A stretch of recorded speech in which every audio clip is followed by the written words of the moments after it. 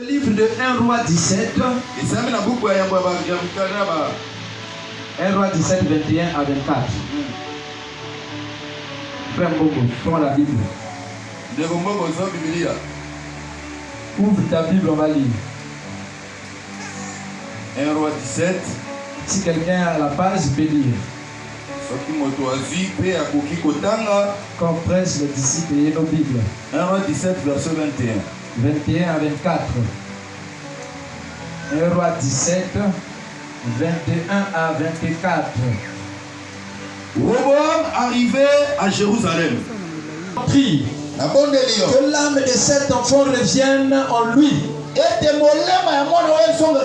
L'Éternel écouta Élie. L'âme de l'enfant revint en lui. Et il retourna. Et il retrouva la vie. Élie prit l'enfant. Il descendit de la chambre jusque dans la maison. Et il donna à sa mère en lui disant: voici ton fils est vivant. La femme dit alors à Élie: je reconnais maintenant que tu es un homme de Dieu et que la parole de l'Éternel dans ta bouche est vraie. Alléluia. Berger, parfois nous prêchons ici. Les gens ne reconnaissent pas que la parole qui sort en nous est vraie. Parce qu'ils n'ont pas encore palpé aussi au miracle. Oh, ici dans cette église, il y a eu des miracles ici. Il y a eu des guérisons ici. Les gens sont venus avec les masses ici. On a prié, c'est fini. Mais les gens ne continuent pas toujours à croire. Donc les gens attendent que quelqu'un ressuscite pour croire que les paroles qui sortent de nous sont vraies. Le premier miracle de la résurrection s'est passé par cette femme, la veuve de Sarepta. Dis avec moi, veuve de Sarepta. Dis plus fort, veuve de Sarepta. Le premier miracle de la résurrection s'est passé par la veuve de Sarepta. Cette femme avait un enfant. Et cet enfant est mort. Mais Élie est venu et il a prié sur l'enfant. La Bible dit ceci: il coucha sur l'enfant 3 fois. Il coucha sur l'enfant 3 fois. Bien aimé, j'ai lu la Bible de Genèse jusqu'à 1 roi 17. Il n'y avait pas un miracle de résurrection. Mais le miracle de la résurrection a commencé par Élie. Ça pour dire, il y a des choses qui doivent commencer que par toi. Il y a des choses, bien aimées, même dans ta famille. On va chercher pour voir qui avait fait ceci. Mais on ne voit pas parce que Dieu décide de commencer ça avec toi. Voilà pourquoi j'aimerais dire à quelqu'un: les bonnes choses commenceront dans ta vie. Dans ta famille, l'élévation commencera par toi. Comme le miracle de la résurrection a commencé par Élie le Tishbite. Personne n'avait ressuscité un homme. Mais Élie a commencé cela avec Dieu. Ce matin, bien aimé, que les nouvelles choses commencent dans ta vie. Que la bénédiction commence par toi. On va chercher pour dire dans la famille, ceci avait commencé par telle sœur. On dira: oh, dans notre famille, c'est celui-là. C'est par lui que les grandes choses ont commencé dans notre famille. Je déclare ce matin que les bonnes choses commenceront par tes enfants. Parce que Dieu décide de commencer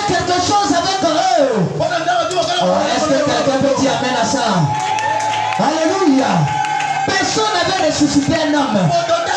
Mais Élie a commencé. Élie a commencé.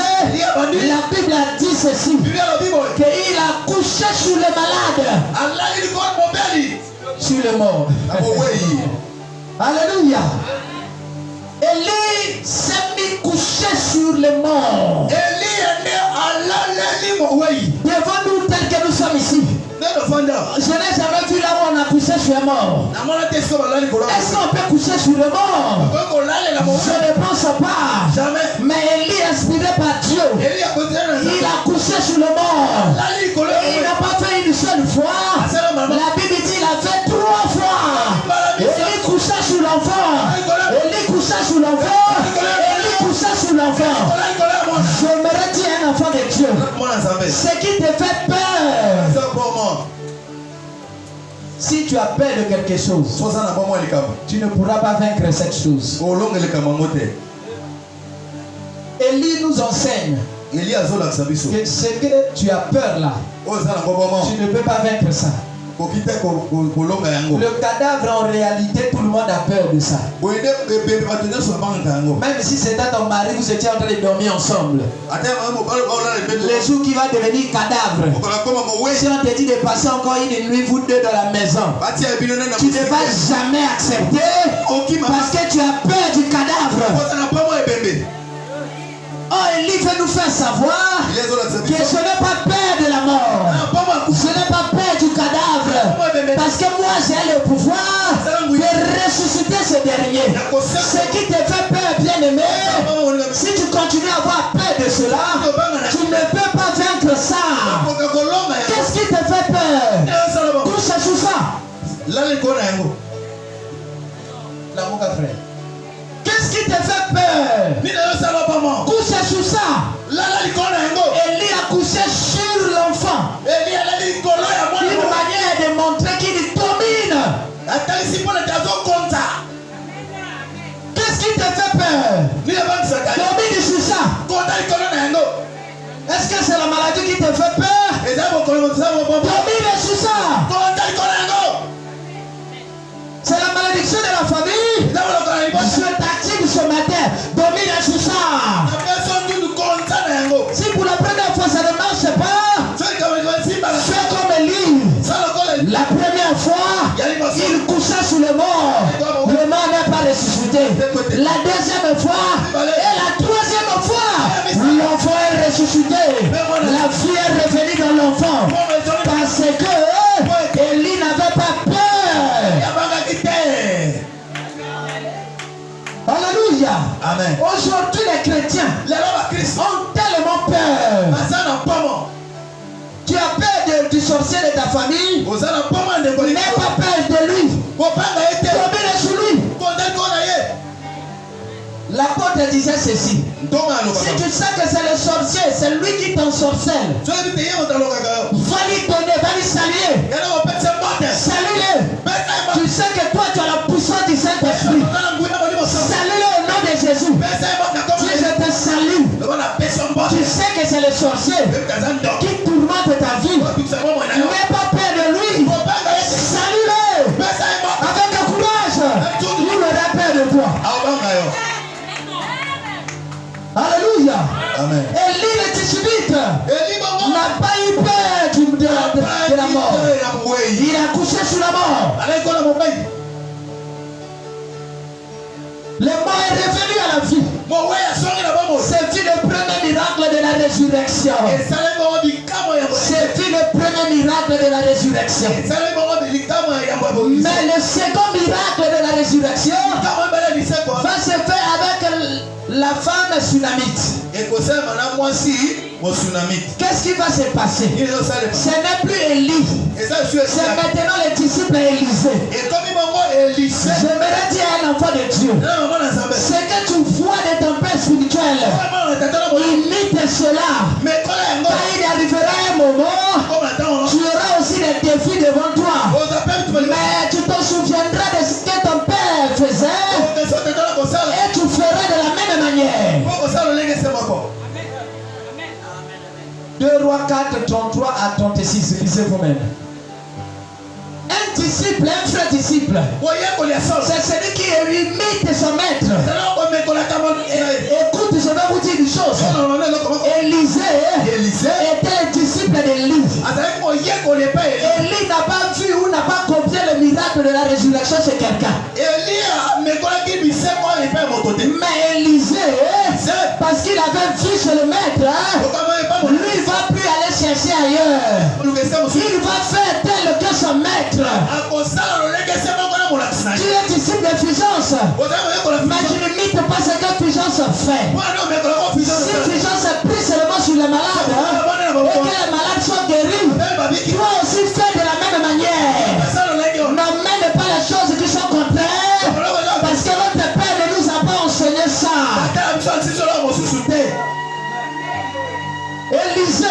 Élisée, après qu'Élie a monté berger, premièrement ils ont traversé le Jourdain ensemble. Élie a pris le manteau, il a frappé sous la mer, sur le Jourdain, et le Jourdain s'est séparé. Ils ont traversé. Au retour d'Élisée, il ne va pas faire de sa propre façon. Il va faire de la même manière qu'Élie. Il va prendre aussi le même manteau. Et il va dire, où est le Dieu d'Élie? Il frappa les eaux de la même manière qu'Élie. Et le Jourdain se sépara. Élisée traversa. Alléluia. Mais arrivé à cette femme, la femme sunamite, qu'est-ce qu'Élisée va faire? Il ne va pas chercher ailleurs. Il s'en souviendra de la résurrection de l'enfant de la femme de Sarepta, la veuve.